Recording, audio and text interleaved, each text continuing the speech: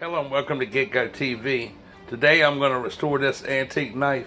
It's a pretty good sized knife. It appears to be handmade. I've never seen anything quite like it. It's got a heavily rusted blade.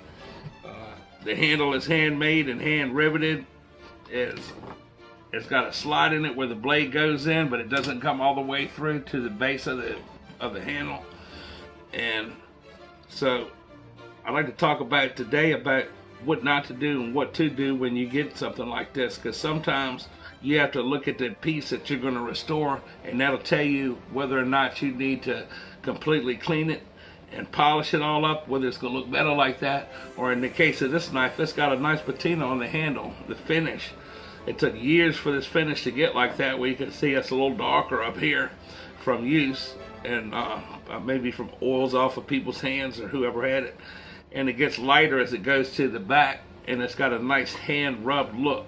So I'm not going to take a piece of sandpaper or anything and sand that shit down on the back of here, because it's not going to look right. It's going to take away from the look of the knife. So it's a pretty big knife. What it was used for, I couldn't tell you, but it's not something that you typically will see every day, because I know I've never seen anything quite like this before. It's heavy made, it's durable, and it's got these teeth on the back of it, and if you look at them, they're sharpened on this side, and then when you flip it over, it's sharpened on the reverse side. So it's a great big saw teeth. It's a very nice looking knife, and what I'm going to do is just basically, I'm not going to use any power tools or any modern tools or anything. I'm going to do it all by hand.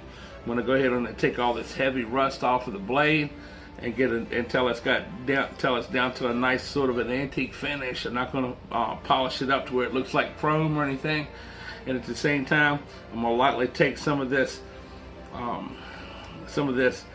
lighter, softer wood off of the handle, and we're going to go ahead and give it a bath with some linseed oil, and then rub it down with some handmade furniture polish that I made out of turpentine, linseed oil, melted beeswax, and a little bit of carnauba wax. And that's going to give it a nice, durable, protected finish. It's going to preserve the finish, the original finish, and give it a low luster shine, to bring out the patina and the grain in the wood, at the same time without sacrificing the old look of the knife. And so the first thing I'm going to do is I'm going to take a little bit of steel wool and some apple cider vinegar, and I'm going to go ahead and knock all this main big part of this rust off of here, and I'm going to do it all by hand. And then I'm going to go ahead and then come behind it with some 1500 grit sandpaper.